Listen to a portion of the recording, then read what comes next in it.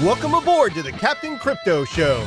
Today, we join the Captain's Council to discuss the latest developments in the world of cryptocurrency. Here's your host, Kylan Hurt. Yarr! Welcome back to the Captain Crypto Show. Tonight, I have the distinct pleasure of introducing to you a new format for the show. And in this new format, I'm going to be joined by some of my favorite shipmates. And we're going to be discussing some of the latest developments and gossips that we've heard about on the high seas of cryptocurrency. So go ahead and hop on board as I introduce to you some of my fellow deckhands on this journey. So tonight, let me introduce both of my co-hosts. First, we have Jacob, a former intern for Airbits. Jacob, how's it going?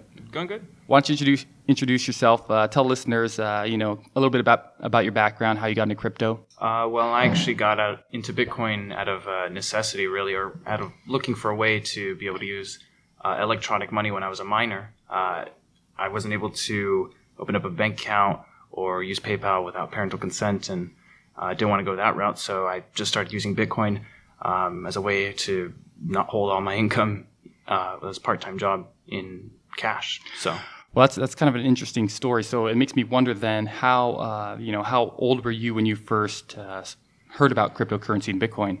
I actually have to do the math on that. I think 17, 2013, early 2013. So I'm 20 now. So yeah. Wow. So that's starting it early. All right. Second man off to my right, we got Tay. How's it going, Tay? Good. Why don't you tell the listeners a little bit about your background as well? All right, so I got into Bitcoin back in 2013. Heard about it in 2012. I'm former military, so I was on deployment when I heard about it. Price of Bitcoin at the time was $13, and it took me another year to buy it. So the China bubble, when it hit its peak at 1,000, is when I first got in, drew my interest, put my money in, then started learning about it. Even as it fell for the next 2 years, still put some money in. So just now starting to reap, well, I wouldn't say just now, but starting to really reap the benefits of that. Yeah, so it sounds like, Jacob, what year did you say? Was it 2013 roughly? Yeah, around the same time. So it sounds like, I was somewhere toward the tail end of 2012. So it sounds like we all probably got into cryptocurrencies around the same time.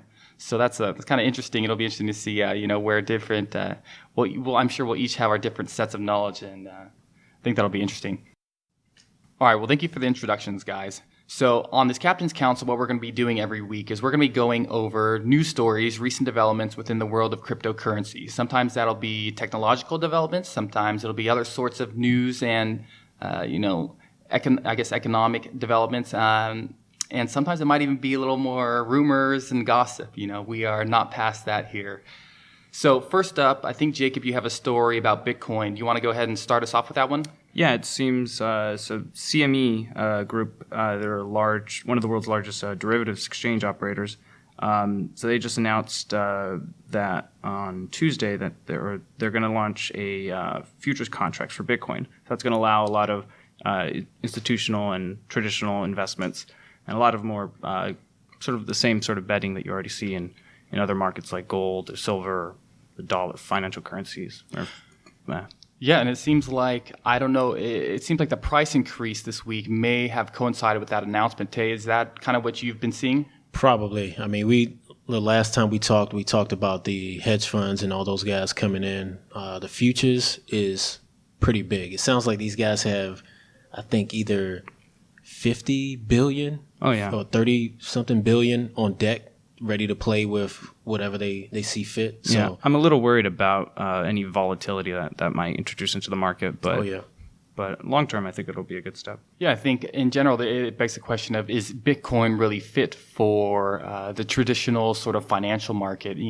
For years, it seems like we've heard lots of rumors, things about, the Winklevoss twins or other sorts of entities or organizations from the traditional financial markets trying to dip their toe into the Bitcoin ecospace, and this looks like one of the bigger steps. So I'm kind of curious, do you guys think this is something that will work? Is this something that will be successful, or is it something where they're going to dip their toe in, they're going to get hacked, and then billions of dollars will disappear? They're going to dip their toe in, but they have tried to do futures on apples before, and the article said a few other things that didn't work. Like literally apples? on or apples? Like apple, like Apples. Macintosh apple? Like no, Like the apples. fruit apples. Yeah, so like didn't work? that didn't work. So you heard of orange juice concentrate futures, and you heard of pork belly futures. Right. They've even tried to make futures of the volatility of the indexes of the stock market. So I mean, you can Right. make anything, Right. and if it works, it works. If it doesn't, it doesn't. It doesn't mean that thing is going away. It just means they stop doing it. Either way, this just shows that there's interest in this type of tool as another investment device for main, I guess, the traditional markets. Yeah, it's sort of futures. I mean, it's really sort of like a betting in well, it can be Exactly. in either way, right? Exactly. And I see a lot of that. I mean, like even here we're going to have I think salt lending coming in, and they're really sort of not a short platform, but it's a platform for people to bet against the price. You know, lenders and borrowers, they're betting on opposite coins of that price. Right. Right. So- Go ahead. I just see it as like I guess the article also said that their customers were asking for it a lot. So that Yeah. means that, they were thinking about doing it, I guess, later, like next year.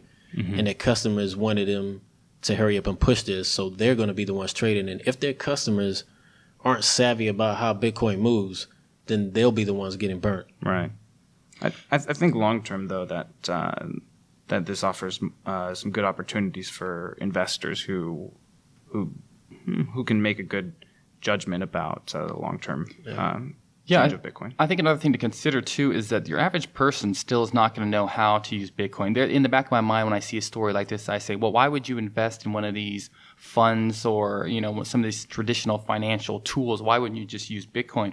But the truth is, for us experts, it's pretty easy. But when you're talking grandmas and grandpas and older people, let's be honest, those are the generations that are holding most of the money.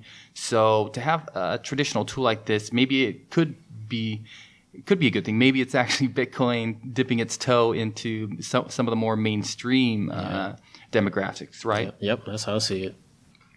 All right, so another story that I heard last week, and I did say that we'll touch on rumors in this one.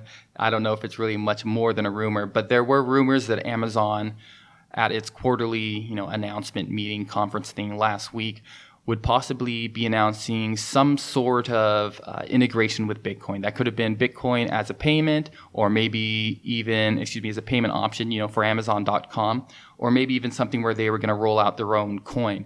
Now, this week there are more rumors because apparently Amazon is buying up some web domains related to cryptocurrency. So the question is whether that's some sort of defensive measure. They're just trying to make sure someone doesn't make a scam coin called Amazon coin or something like that, or whether this is actually some sort of the beginning of something bigger. So at their announcement, they did not. At their lack of announcement, at their conference, they did not really say anything related to cryptocurrency. So on one hand, maybe that rumor is flat, but I'm kind of curious if you guys think there is any potential there. Do you think a big player like Amazon could be about to do something big related to cryptocurrency, or is it too early, I guess, for Bitcoin and cryptocurrency? Tay, what do you think? I think you can never say what Amazon is going to do. If you can dream it and it kind of makes dollars, then it's a possibility. But I think the rumor part comes in where people think they've heard something. Amazon just bought Whole Foods not too long ago. Nobody knew anything about that, or if they did, nobody took them seriously. So they have a good way of keeping things real low key before they make a move. And I see it even more important with something like Bitcoin, because they know once they open up that door, all their competition, everybody's going to jump on that same train. Yeah, so I'm curious. Let's say hypothetically that Amazon were to integrate Bitcoin as a payment option. My initial reaction is, gosh, do we even, with scaling's an issue, would the Bitcoin network even be able to handle that? Do you think? Yeah, we can actually look at what the other big players, like not as big, but like Overstock and similar ones have had. Their transaction volume is pretty small in that regard, but. Yeah, it does make you wonder, because I know, if scaling is already an issue for Bitcoin, when I think about Amazon, just off the top of my head, I do multiple orders per week on Amazon. I know probably a lot of other people do.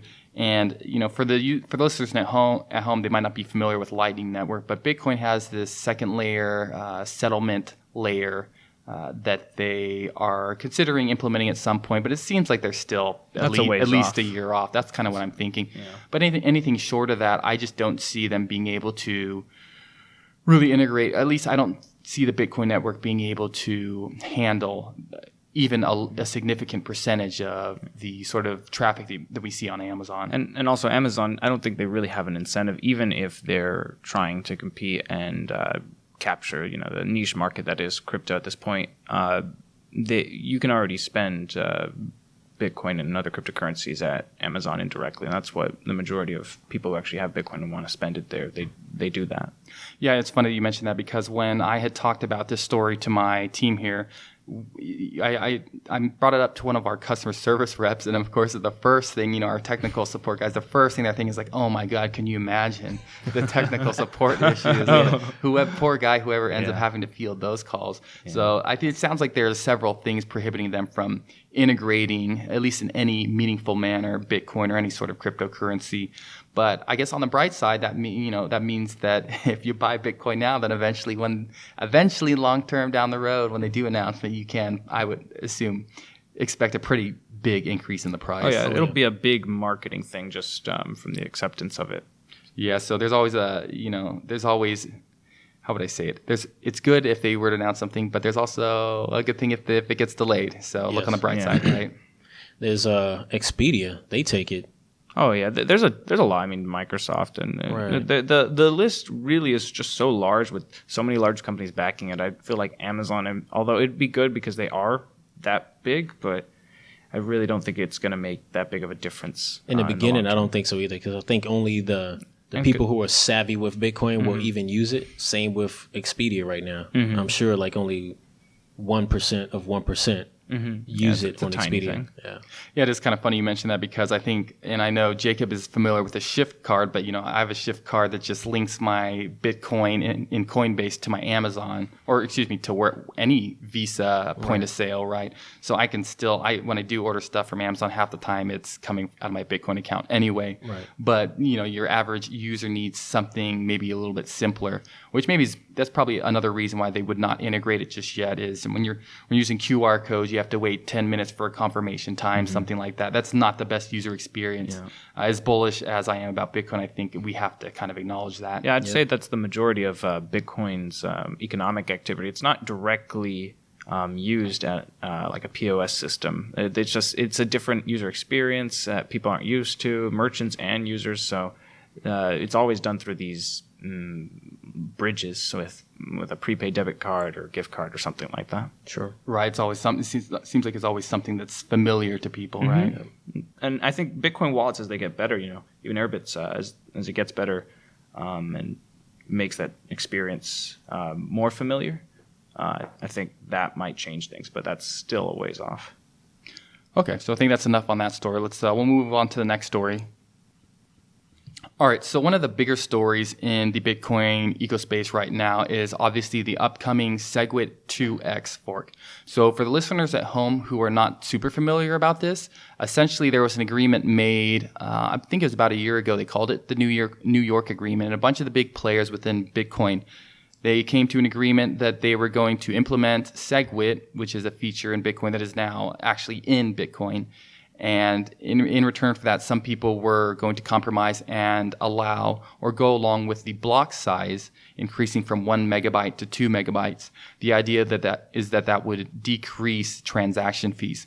So now, after we had the Bitcoin Cash fork back in, I think it was July 1st, a lot of the people who were supporters for having bigger blocks kind of went just with the Bitcoin Cash crowd. They forked away from Bitcoin. But this New York agreement, an agreement's an agreement. So now we have this deadline coming up, approximately November 17th, when supposedly the block size is supposed to increase to 2 megabytes. But it seems like there's a significant amount of people who support that increase to 2 megabytes, but also a significant amount who do not support the increase to 2 megabytes. Some people who want to keep it as is with the 1 megabyte size limits. So I guess my first question for you guys, I'll start with Jacob. Are you picking a side on this one or not really? Or what are your thoughts for both, I guess, both forks? Oh, it's a little different than with Bitcoin Cash. With Bitcoin Cash, I just try to not take any political stance, and because it does have replay protection, you can sort of hold on to both and independently. Do you want to let the listeners at home know what replay protection is or how it works? Yeah, just a basic. Basically, from my understanding, is that when you make a transaction on one network, it doesn't necessarily have to be copied into the other, because you purposely make one small detail change, and that makes it incompatible with the other network, even though basically everything else is the same. Right. Yeah. Since with a fork, your private keys end up being the same on both sides. If you were to do a transaction with someone on one side, technically there's nothing really. Well, okay. Technically, the person that you sent that money to could broadcast that exact same data, that same transaction to the other side of the fork, if it doesn't have replay protection. If it does have replay protection, they are not able to do that. So it's actually a pretty interesting topic. Paul, our CEO here at Airbits, Edge, more on that later, actually did a talk about this at the Texas Bitcoin conference. But so Tay, or actually Jacob, I guess I didn't finish with you. Mm-hmm. You said on Bitcoin Cash you didn't really pick its side. So what side are you picking then? I try to remain agnostic politically. Right. It's as a long-term holder of Bitcoin, it's really terrifying to try to figure out the nitty-gritty details on the politics of it. I think probably like with Bitcoin Cash and SegWit, probably the main chain or the non-forking chain is probably going to be the one that's winning. But it's taking an additional bet additionally to Bitcoin. And it's not really something I want to do. I want to just be bet on Bitcoin and cryptocurrency at large. Right. So, Tay, what are you thinking? Based on what you know about this fork, are you picking a side, or is there something that you want to see happen or not happen? Well, I mean, I'm betting on Bitcoin Core. SegWit2X is, I kind of see where they're going with the agreement. You agreed to this agreement. But if the agreement is flawed and we find out later, then there's no agreement. I mean, every good agreement should have like an exit clause, right? I mean, that's part of the agreement. So it's, I can think of a bunch of examples, but I guess the best case scenario is that it forks off and it becomes another alt, like a baby. Bitcoin had a baby, and then we just have an extra thing we can cash in, just like with Bitcoin Cash. Yeah. Whether you still hold it, it's extra cash. Yeah, there are other forks too that are small. I think like clams and stuff like that, right. Way smaller. But I'm not sure if that had replay protection in it. But so I mean, today the price of Bitcoin is approaching $7,000 at 6,900 and something. Mm-hmm. And if you add in the 500 from Bitcoin Cash or any other forks that happen, I mean, most of that's got to be hot air though, because I think most people just haven't taken a position. They just sat on their coins and they're sitting. So I think if and when more and more users start to move their coins in a direction, then you'll see one of them crash really bad. And I think that's going to be Bitcoin Cash. Yeah, you mean, okay. Yeah, so one of the big things that we have to be concerned with when you have a fork like this, especially where it seems like both sides have a significant amount of hashing power, is that since the difficulty levels are based on the previous, I think it's like 2 weeks or something like that, the hashing power, that means that either way, both sides are probably going to end up with pretty slow confirmation times. And whoever ends up as the smaller chain, their confirmation times are probably going to be something absurd. Like it could easily be over an hour. So could you imagine using Bitcoin 2X or SegWit2X coin or something like that, having to wait over an hour for it to confirm? It's just something where I have a feeling that naturally, if we look at game theory, one side is going to win, and I have a feeling it's going to be pretty definitive and occur pretty quickly. And that would probably be for the best, right? Yeah, I mean, I'm a little worried about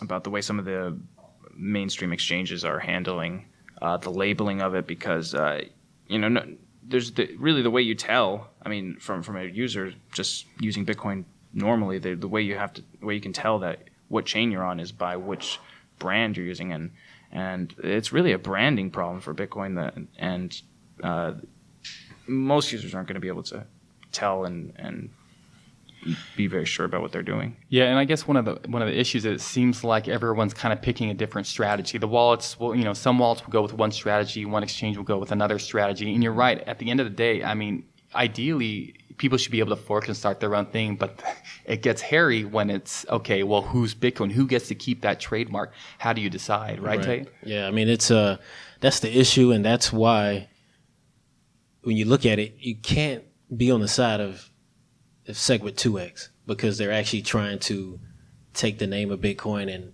and be Bitcoin. Mm-hmm. But you're not Bitcoin because there's a history that Bitcoin has. I don't know. It's we'll see what shakes out, but I know some wallets, like I think Samurai has taken some pretty aggressive measures. Yeah. I'll be honest. The whole thing to me is a little bit confusing that they're even trying to do the 2 megabyte block size, because it really, to me, it was almost like if you wanted bigger blocks, that's what Bitcoin Cash was for. Like that's what we already went through all this fork.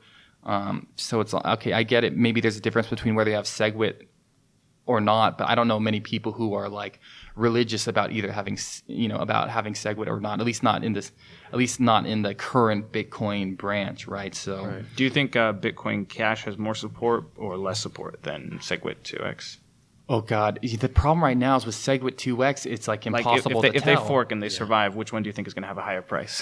Which one do I think is going to have a higher price? I would say, I think SegWit2X will end up being the smaller chain. Yeah. I would think Bitcoin Cash. And the funny thing is, this is very shrewd, I guess you could say, or cynical of Bitcoin Cash. Is I believe they made some sort of mining difficulty adjustment in response to this upcoming fork. So they are looking for ways to take advantage of it. And if you look at the price of a bunch of the largest coins, there's most altcoins are down. Bitcoin's up big. BitConnect, which is a whole different story. I mean, they're up, but then Bitcoin Cash is up like 17% in one day. So Roger and the rest of those guys over at Bitcoin Cash, I'm sure, are finding every way that they can to take advantage of this.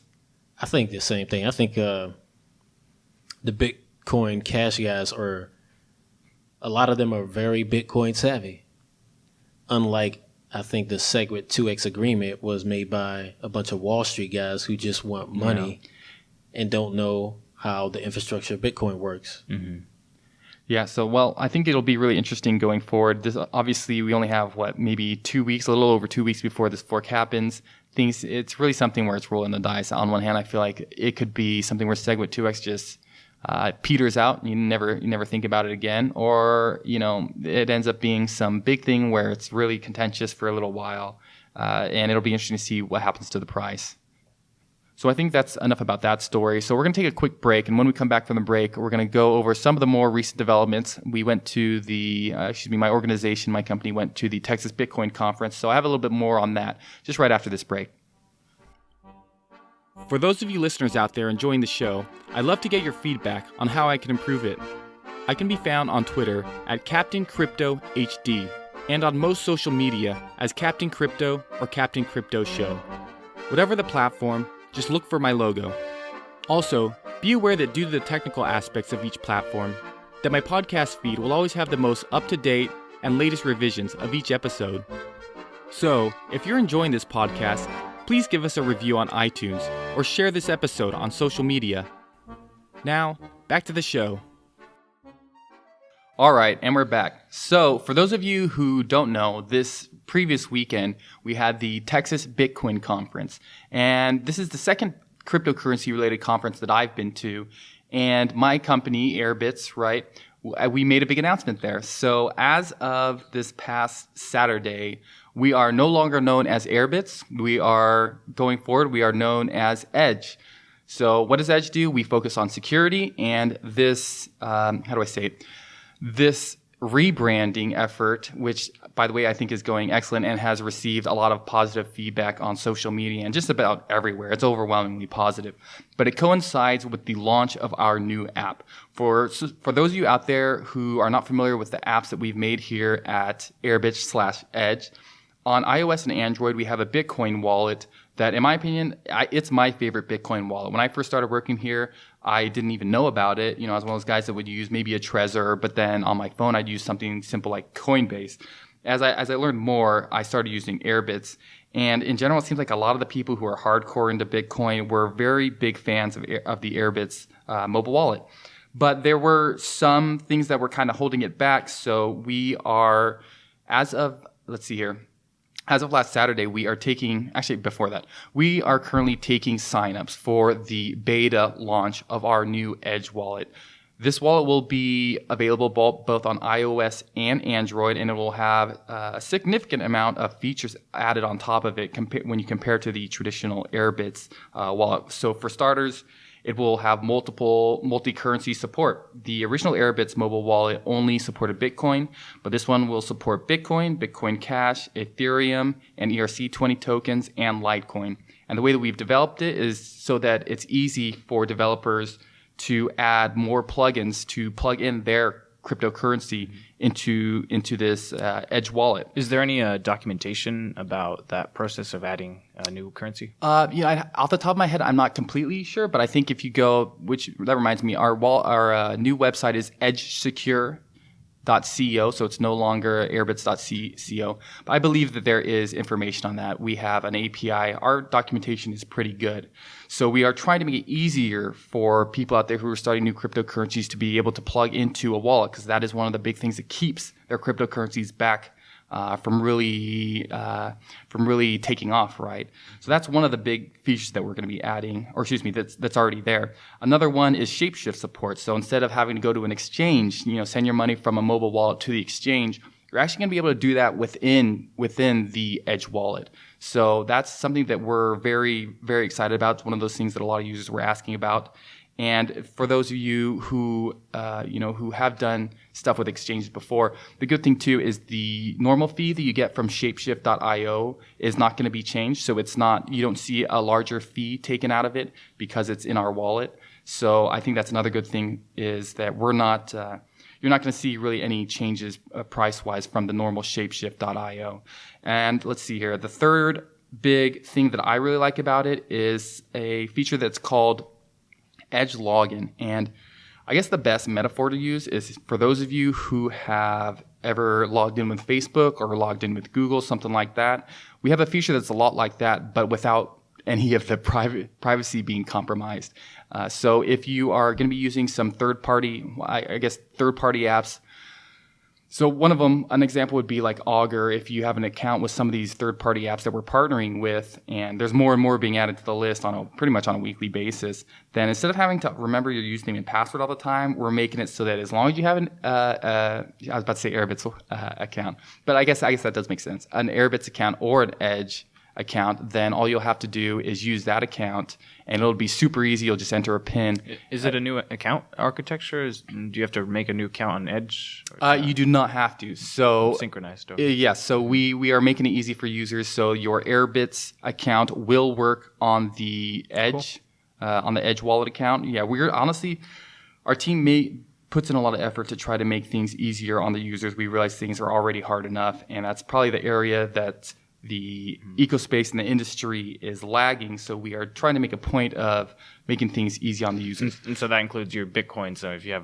Bitcoins and Airbits and vice versa, it'll correct. Now, obviously, if you have like Ethereum in your Edge wallet and then you go back to your Airbits wallet, you don't expect to see Ethereum in there. But we are going to be supporting the Airbits wallet, I think, for quite a while, at least until the Edge wallet is feature complete, until it has all the features of the old Airbits wallet. So there's a lot of busy stuff going on here at Edge, but I think so far the rebranding's gone very well on social media. Some of the really big players in the industry were retweeting our announcement. So for those of you listening right now, if you are interested in signing up for the beta, go ahead and go to edgesecure.co, and you should see an area there to be able to sign up for the beta launch. And I believe the links will be getting emailed out, I think pretty soon. I want to say this upcoming Monday. So by the time some of you guys have heard this, those links are already going to be sent out. People will already be using the beta of the app. Is there also a timeline for like how long it's going to be in beta for? I got to think about, keep in mind I'm not the CEO here, so I don't know if I'm allowed to make official announcements when it's ready. Yeah. Certainly, I think most betas for something like this, I would expect maybe like 1 or 2 months, something like that. But that's just doing a spitball. Tay, have you guys used the old Airbits app? Oh Are you guys yeah, familiar all with the it? time. Yeah. So in beta, in alpha. oh yeah, that's I right. risked way too much money As back an in the day. intern. Definitely use it. Right. So in general, I would say I had a lot of fun at the Texas Bitcoin Conference. I got to meet some of the fellow podcasters from within the space. So Ian Freeman and Mark Edge of Free Talk Live, got to meet with them, take some pictures. Danny and Chris from the Crypto Show as well. So you did have some big players there. It was nice. And in general, the vibe was really good. The one thing I will say is, and for some reason I didn't really think about this until I was there, was cryptocurrency is tech, right? So usually when you go to like a conference, I would think, when you meet other people who are into tech, they tend to be pretty down to earth, right? Would you guys agree with that? Yes.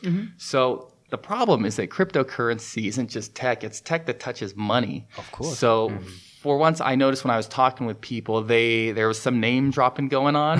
There's the egos are a little bit more inflated maybe than I'm used to. Yep. Also, some of them were saying, "Oh yeah, I got this much. Give me dollar terms on this exchange." I'm just thinking to myself, okay, either you're lying or you're a fool. I mean, that's rule number one of security is just don't give out information, right? It's crypto rich. You know what I mean? You can't tell these people what to do. Yeah, definitely can't. It's I don't know. I don't know if they're lying or if they're just fools. But it was something that was, I don't know if I'd quite say it was a turnoff, but just having a little bit of that, what measuring contests could be a little bit of a turnoff at times. How many like instances did you? I can think of at least 2 or 3 off the top of my head. Gosh. Well, it's interesting too because I'm not even going to use names, but if like this, when they were doing name drops, they're like, "Oh yeah, my friend so and so," and they give first name and last name. And just to myself, I'm thinking like, if I refer to my friends, I usually just go with a first name. It's kind of weird to use a last name, but in general, I would say the trip was excellent. Like I said, a lot of good feedback about our upcoming Edge wallet. And I think I realized, I thought a lot of the work, the stress, and the busy stuff was going to be leading up to this, and that was. But now that we're actually doing the launch, I think it might be busier on the tail end. So I think I'm slowly starting to realize that. Did you see any other interesting companies there, or anything that caught your eye? Any companies that caught my eye? I'd hate to say it, but I don't think so. What about YouTubers? Like, there's, I think Amanda B. Johnson works for Dash, right? Or I don't know if she works for Dash, but she's a big podcaster. She's she there. makes a lot of Dash. But there was, so there are, what do you guys think of Dash? I mean, while we're on it, just a quick spitball. It's a privacy-focused coin. There's a couple of them out there. They done came up this last year, so I mean, at first I thought it was a joke, but I mean, waiting for the punchline. The joke's on me from $30 to $300. Yeah, I think I have a tiny bit, but I don't know.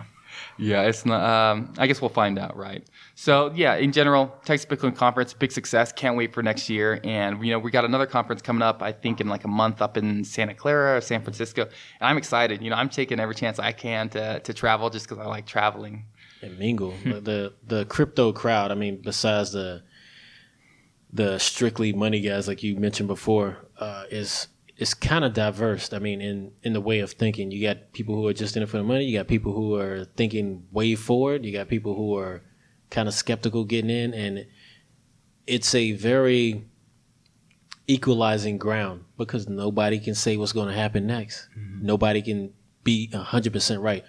But I do have to drop this little bit of information that I've come to, and I want somebody to, if I'm wrong, somebody please come out and tell me.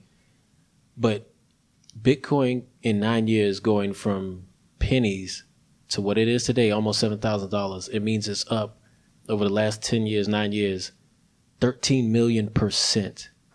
That has to be the best investment in human history. That's going to be my new catchphrase. You would have had to get in pretty early, right? Yeah, but the best investment of human history. So that's from 2010. But even if 2011, it's still up, a couple million of percent. I think it's pretty comparable. I mean, how much is a startup like at the initial stages? I think they're pretty good too. Maybe not millions. No, nothing. My friend, like at least tens of thousands. Put it like this: $100 in less than 10 years, you'd be a multi-millionaire. Right. Yeah. Yeah, I think as time goes on, I'm starting to realize that, that it is a good tagline. If you want someone to get interested, you say, listen, this is the investment of a lifetime. And if you truly believe it, which I think I certainly do, I think you guys are probably mostly, at least, what about you, Jacob? Are you on board with that? Oh, yeah. Investment of a lifetime? So far, yeah. It can still go the wrong way. That's what I always remind myself that, even though. I feel like even if it does, like, it's been like literally, it's the best investment in human history, not of our lifetime. Well, in terms of return on investment, yes, I mean, like as far as a monetary instrument where you can invest in, say, like gold, diamonds, Coca-Cola stock, Starbucks stock, anything, even over the last 100 years, doesn't beat the last 10 years of Bitcoin. Right, and that's so weird. I was, when I got into Bitcoin, I was never expecting anything like this. I was expecting, to grow by inflation or something like that. Right. Yeah, I remember, when it was back under $100, a lot of people who were, people I listened to with podcasting, or even my own opinion was, okay, I could see it getting really high. Like I could see it like maybe getting 10,000. And deep in your heart, you're like, I hope that it could go further, but you didn't want to be that crazy guy.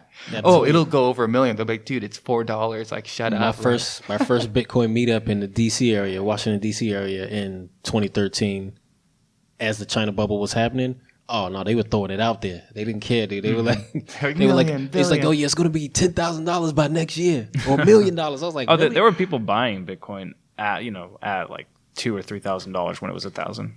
Yeah, at that time. Oh yeah, I guess yeah. They were certain exchanges. exchanges. They're like, I'm so sure it's gonna go up. Just sell it to me. I don't care.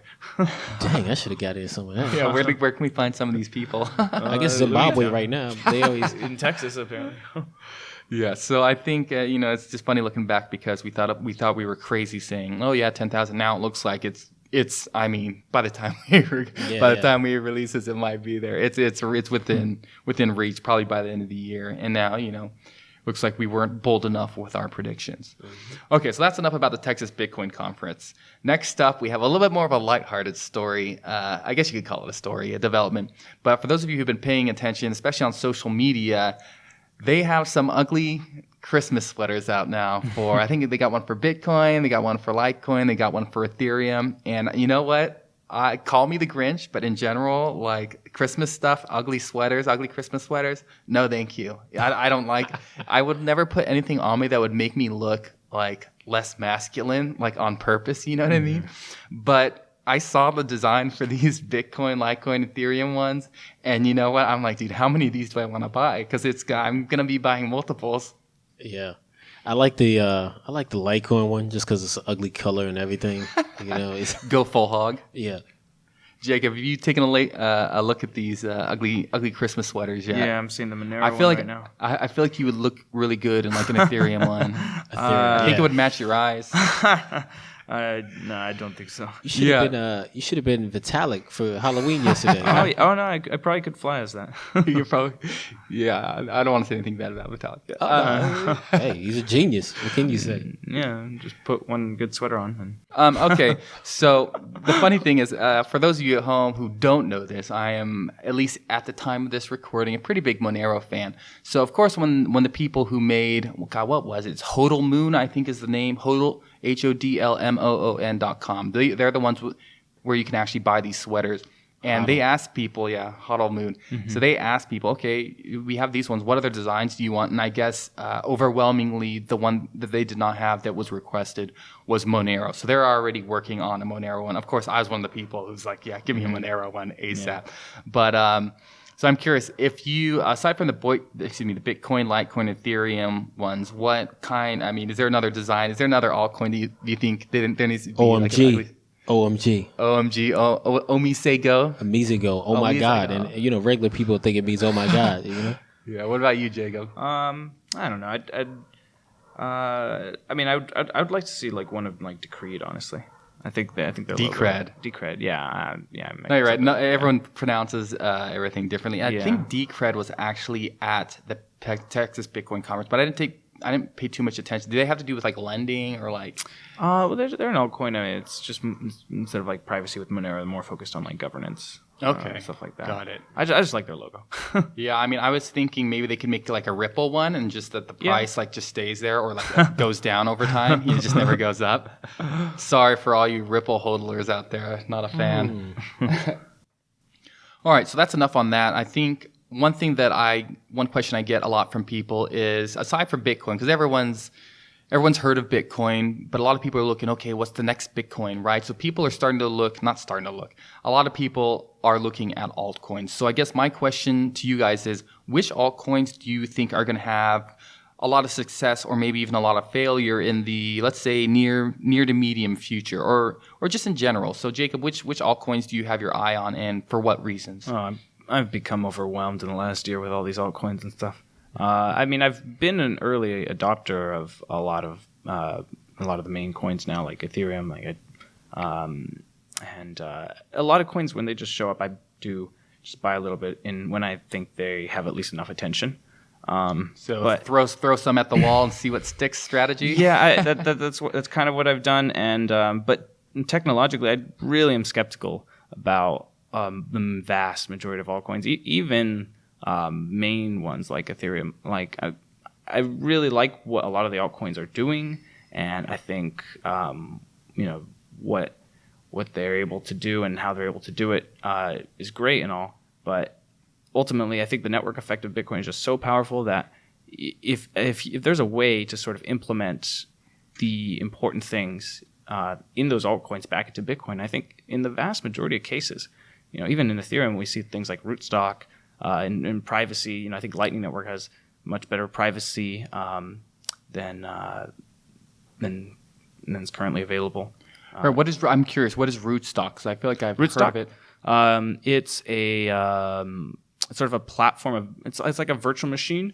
They use a pegging system with Bitcoin to basically duplicate, to my understanding, the Ethereum virtual machine on top of Bitcoin. So you can actually, so the idea from what I've read is that you can get Ethereum code, just any Ethereum app, and just run it straight on the rootstock network. And if you have Bitcoin, you already have rootstock tokens. It's on testnet right now, and they're working on it with merge mining and stuff like that. But again, that's copying the functionality from these altcoins back into Bitcoin. And so if you can do that, you really destroy. I mean, the network effect is just so powerful. We see Bitcoin skyrocketing, even with Ethereum getting all this marketing attention. It's just stagnating, and that's the same thing with these privacy coins and stuff. The only time I'd really be interested in an altcoin is if it really can't be replicated by Bitcoin. For the most part, what I see altcoins as, they're a test bed. They're a test bed to see how things work, how they actually play out in the real world when there's money involved and stuff. And so short term, I think it can be great. It can be great. I know people have made tons of money with a lot of altcoins. But long term, I think the network effect, as long as Bitcoin doesn't die through something stupid, I think it's going to all go back into Bitcoin. I think we're seeing a little bit of that right now. Yeah, absolutely. I think one thing that comes to mind is, for a while I was thinking, okay, Bitcoin's trying to be too many things, but when the money comes into cryptocurrency, what's on people, the newbies, what's on their mind? They don't even know the word cryptocurrency, but they do know the word Bitcoin. Mm-hmm. And so I think Bitcoin obviously is seeing, like you said, you really can't underestimate kind of that first mover sort of position, right? And it's not just the marketing; it's also all the tools and technology. I mean, Airbit's just until recently, Edge now, just until recently wasn't able to support anything but Bitcoin. Right. And so the majority of tools and also developers, they're just like, I know Bitcoin pretty well from the inside out, just because it's been around so long and I've been playing with it so long. But with a lot of these other altcoins, I'm like, oh gosh, it's a total headache again. So I have to relearn I think the wheel. The thing with the altcoins is it's a demand for other features out there. Oh, sure. And that's what a lot of these altcoins are catering to. Mm-hmm. It doesn't mean that Bitcoin couldn't do that thing in the future, mm-hmm. or whatever else. Yeah. But if the community, if the consumer base wants a certain thing, then some of these alts will still be around. Bitcoin is definitely not going to crush everything out there. I'm not saying Bitcoin is going anywhere. I mean, I hope Bitcoin stays around and it's like the gold standard, mm-hmm. of cryptos. But I do believe there's plenty of room for other coins, and especially so if you want to do a certain feature, and it's not native to Bitcoin, so you have to add on to it. But then there's this other coin that is strictly that's all it's for. Like right now, if you wanted fast transactions, obviously Litecoin would be the one that's the oldest and does that fast. I mean, I think there are. I mean, like Litecoin is, the other option to Bitcoin that's always been there and been quite big and relative to that. And the feature thing, I mean, it's I see it very similar to social networks, like how Facebook and Twitter, they coexist, and there's Google Plus, and there's features there. Google Plus ain't doing nothing, but yeah, there's features there, and the one feature they're missing is Google user Wave. adoption. Exactly, Google Wave. And that is the network effect. And in fact, cryptocurrency becomes more and more useful exponentially in the same way a phone does. I don't know. I think definitely as a test bed for developers and maybe some niche cases, much more niche than Bitcoin. I think it definitely has a lot of short-term potential, but I don't know. It's a scary long-term proposition. I guess it is kind of interesting. Like we can talk, especially if you work in the industry, we talk about altcoins like fairly often, really often, right? But the truth is, when I think about all my transactions, I mean, you're talking about 95% of my cryptocurrency transactions are Bitcoin. Right. So I can talk up all these other coins, but a lot of it's, I don't want to say speculative, it's about the potential that they can eventually have. And a lot of them just aren't there right now. Speculative. Right. So it's a different type of speculative, right? So Tay, what kind of altcoins then kind of have grabbed your attention then? So I see, obviously, Misago. excluding Ethereum and Litecoin. Yeah, Misago is a big one just because they're actually being backed by a real company. Amize, I guess, is a company in Asia or Japan, and they're actually trying to do real transactions. They advertise that they can do more transactions than Visa right now. So it's whether it's going to be used by mainstream or not, it has a real company pushing their agenda behind it. So I kind of like that versus some of these other coins are promising something and it's just guys like us, we just came up with something like, hey, we're gonna disrupt this. Like what makes us believe you're gonna disrupt it? Because your white paper, like that's paper. Yeah. So I definitely like coins that have some type of something based in the real world behind them, if they're not one of those main three that have been here for years. What do you guys think about sort of ICOs? I mean, they're kind of like an altcoin, although they ICOs they really do a totally different thing though. Right, and there's definitely less accountability. It seems like that's my main concern is that it's a gamble. Well, with Bitcoin, I mean, with any decentralized cryptocurrency, there's like it's very little accountability. I mean, you kind of have to. Right, but you at least know like the inflation rate will go at a certain rate. If you have the price, I mean. Once it gets going, yeah, but like a lot of them are pre-mined to a certain extent. Oh yeah, and so that. I mean, I don't even think I'll touch an altcoin or any coin if it's pre-mined. That's to me that smells like I think most like crap. I think, even like Ethereum, I think had like a small developer pre-mine. Like I don't know if it's called pre-mine. Like they portion a small chunk of the coins for the development of the coin.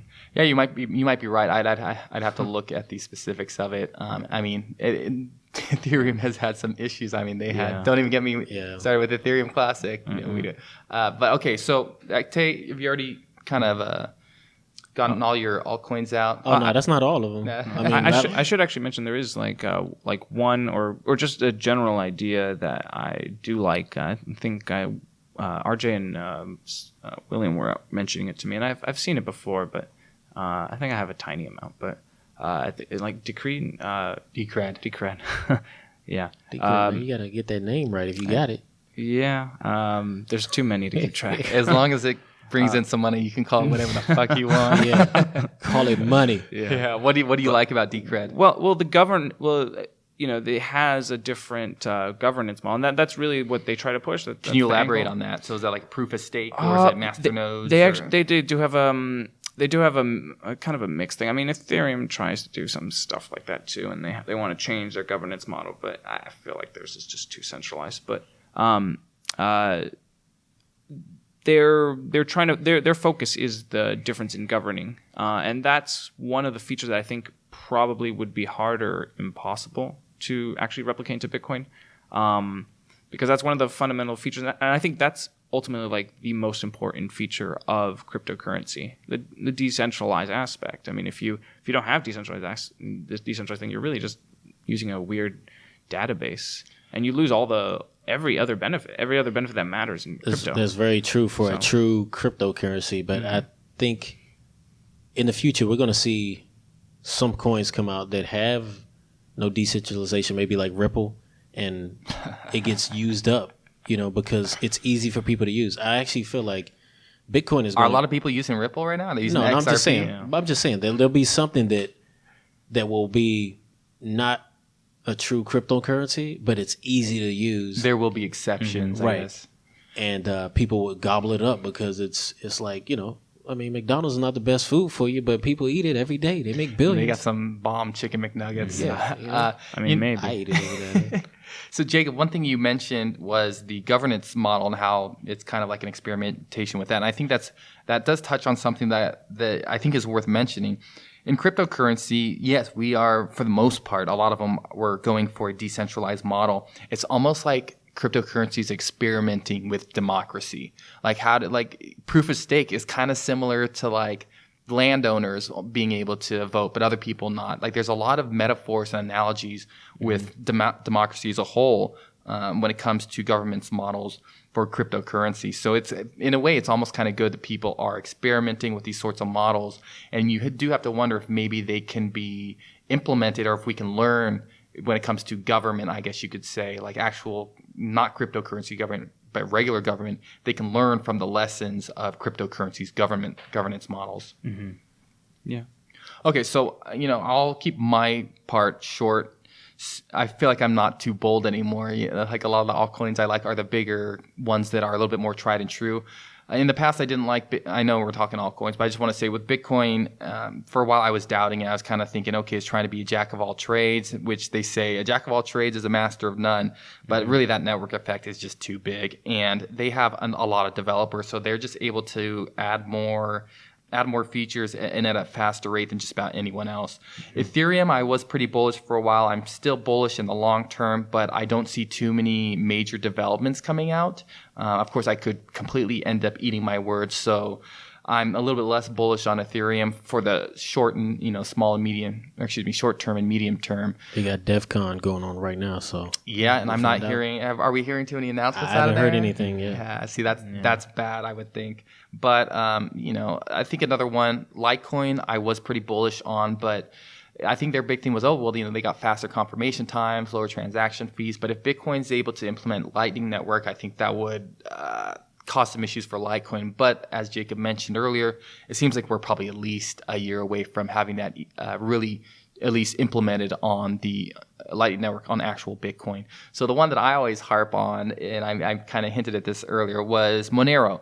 As time goes on, I am becoming a bigger and bigger privacy advocate. Based on the research I've done, it seems like Zcash's privacy features are they're lacking, essentially. They're not as good as people would think. Mm-hmm. Same with Dash. I think there were some other ones, like I don't know if it's Verge that's supposed to be another one, but from what I can tell, it seems like Monero, you can look at the features for a coin when it comes to privacy at any given moment and have your own opinions, but in the Monero community, it seems in the long term, they are the ones that are most dedicated toward privacy. With something like Dash, they're also trying to do instant send. They're trying to do some marketing, some masternode stuff. When you go to the Monero community, it's just a focus on privacy, and I think there will always be a big market that wants privacy. So I'm very, very bullish about Monero, especially within the next few months. We're trying to do plugins for our new Edge wallet, and my team gets tired of me trying to get them to hasten the pace of maybe getting a plugin for Monero. But I'm unrelenting, and I will continue to try to push for it. Okay, so I guess we're going to wrap things up now, but for the listeners out there, if they want to follow you guys, kind of hear your opinions, or just see what you guys are up to, where can they follow you, Jacob? Well, I haven't been publishing that much publicly recently. I'm quite, if anywhere, you could, Reddit is probably where you'd see most of my activity. I don't know if you want to give them. Yeah. We'll leave that. That's fine. Yeah, I'll figure out something. That's fine. And then Tay, where can they find you? You can hit me up on Twitter. I'm Taynology, but at Cryptnology. Cryptology. There you go. And me, of course, you can find me at Captain Crypto HD on Twitter. So we're going to finish things up here. I'd like to give a special little shout out to the Edge crew, the Edge team. I know that's me, but Paul Play, specifically the CEO there, has been nice enough to let us use their office in order to record these Captain's Council roundtables. So I just wanted to give a heartfelt thank you for that. I'd also like to give a shout out to Stargate Pioneer of Reddit and GunnaGeek.com for doing the vocals on the intro. I appreciate it. And other than that, when it comes to the world of cryptocurrency, guys, set sail.